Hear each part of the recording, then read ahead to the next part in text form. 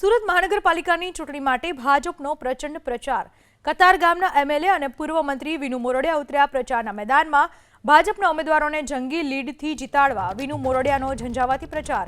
કતારગામની શેરીએ શેરીએ જઈને વિનુ મોરડિયા કરે છે ચૂંટણી પ્રચાર। વિપક્ષના સુપડા સાફ થશે। વિપક્ષ માત્ર વાતો જ કરે છે। કતારગામમાં દરેક પ્રાથમિક સુવિધાઓ અપાઈ હોવાની વાત કરી વિનુ મોરડિયાએ। ભાઈ કયા પ્રકારના મુદ્દાઓ છે, કઈ રીતે આપ શ્રી જે પ્રચારમાં જોડાયા છો? ભારતીય જનતા પાર્ટીનું 30 વર્ષનું અહીં શાસન છે સુરત મહાનગરપાલિકામાં।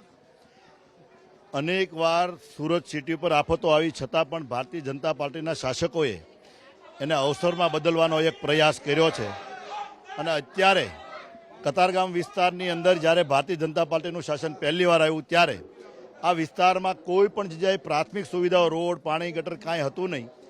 આજની તારીખમાં આખા કતારગામ વિધાનસભાની અંદર એક પણ સોસાયટી એવી નથી જ્યાં રોડ, પાણી, ગટર ન હોય। તમામ પ્રકારની સુવિધાઓથી ઉપલબ્ધ કતારગામ કેપિટલ પ્રોજેક્ટો આ સુરત મહાનગરપાલિકા દ્વારા આ કતારગામની અંદર કરવામાં આવ્યા છે। સારામાં સારું એક ઓડિટોરિયમ અને માનનીય મુખ્યમંત્રી શ્રી દ્વારા એનું લોકાર્પણ કરવામાં આવ્યું। ગુજરાતની બેસ્ટ એવી લાઇબ્રેરી આ વિસ્તારમાં નવી અત્યારે તૈયાર થઈ ગઈ છે। એક વાંચનાલય બિલ્ડિંગ અત્યારે રનિંગમાં એ લોકો એનો ઉપયોગ કરી રહ્યા છે। કોમ્યુનિટી હોલ છે, 2 તરણકુંડ છે, હેલ્થ ક્લબ છે, સિનિયર સિટીઝન ક્લબ છે, ગાર્ડન છે, લેક ગાર્ડન છે, ફાયર છે, સ્કૂલો છે, મોડલ શાળા છે, માધ્યમિક શાળા, સુમન શાળા, તમામ પ્રકારની સુવિધાથી સજ્જ એવું સુંદર મજાનું કતારગામ આજે બની ગયું છે। ત્યારે ભારતીય જનતા પાર્ટીના ચારેય ઉમેદવારો પરેશભાઈ સાકરિયા, ભૂપેન્દ્રભાઈ રાઠોડ અને વંદનાબેન ઘોઘારી, માયાબેન પાટીલ, ચારેય ઉમેદવારોને લોકો તરફથી ખૂબ જ આપ જોઈ રહ્યા છો એ પ્રકારે અહીંયા આવકાર મળી રહ્યો છે। તારીખ 28ના દિવસે ભારતીય જનતા પાર્ટીની જે 120 સીટ છે, 120 કમળ છે, એમાંના આજે આ 4 કમળો એમાં સામેલ થશે અને સુરતને આવનારા દિવસોમાં વધુ સારું બનાવવા માટે અને વધારે પ્રગતિ આવનારા દિવસોમાં સુરતને વધારે વિકસિત સુરત બનાવવા માટેના પ્રયત્નોમાં ચારેય કોર્પોરેટરો જોડાશે। વિનુભાઈ, વિપક્ષ કહે છે કે આ વખતે કતારગામમાં સુપડા સાફ થઈ જશે ભાજપના, સાચી વાત? એની પાસે કાંઈ હોતું નથી। કતારગામની પ્રજા છે અને એ જો નિવેદન કરતા મેં સાંભળ્યું નથી, પણ કરતા હોય તો હાસ્યાસ્પદ છે।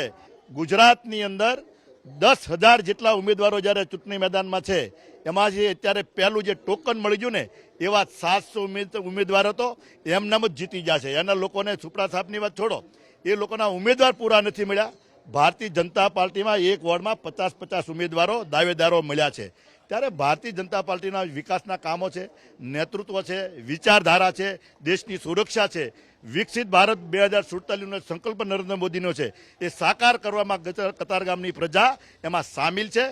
એક પગલું સાથે મળીને આગળ ચાલે છે। એટલે વિકસિત ભારતને બનાવવું હોય તો એ વિકસિત સુરત બનાવવું પડે, ગુજરાત બનાવવું પડે, અને આ બંને બનાવવું હોય તો પહેલાં કતારગામ વિકસિત બનાવવું પડે। એ વિકસિત ભારતનું સપનું લઈને કતારગામની પ્રજા આગળ ચાલી રહી છે। જે રીતે કતારગામ વિધાનસભામાં પેનલો તોડવામાં વિપક્ષ સફળ રહ્યું હતું, આ વખતે પાટીદાર ગઢ કોના હાથમાં રહેશે? ભારતીય જનતા પાર્ટીનો આ ગઢ છે। કોઈ વાર એકવાર છેતરી જાય, ખોટા વચનો, ખોટા બણગાઓ ફૂક્યા અને કાંઈક ને કાંઈક છેતરવાનો જનતાને પ્રયાસ કર્યો હતો। આ પ્રજા જાણી ગઈ છે કે જેટલા એના બોલવાના હતા, અહીંયા જે એના ઉમેદવારો ચૂંટીને આવ્યા હતા એને 5 વર્ષમાં દેખાણા છે ને અત્યારે નામ કોઈ નહીં આપી શકે। કામની વાત તો છોડો, એ કોણ બે છે ને એના નામ આ પ્રજા નથી આપી શકતી। દેખાણા નથી, કામની વાત તો છોડો। ત્યારે ભારતીય જનતા પાર્ટીના કાર્યકર્તાઓ, ઉમેદવારો અને કોર્પોરેટરો હંમેશા 5 વર્ષ સુધી પ્રજાની વચ્ચે રહે છે। એટલા માટે ભાજપમાં કતારગામની પ્રજાને વિશ્વાસ છે।